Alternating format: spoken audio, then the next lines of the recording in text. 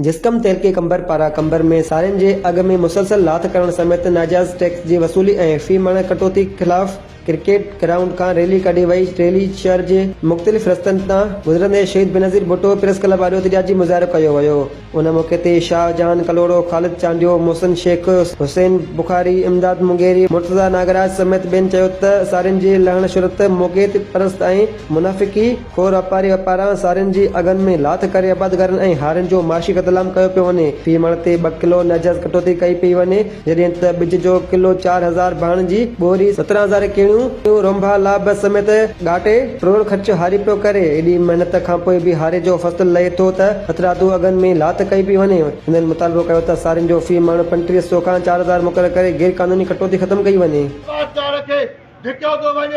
असांजे हारनि में वापारनि वटि पहुती आहे त 5000 रुपया मण। इहा किथां जो इंसाफ़ आहे?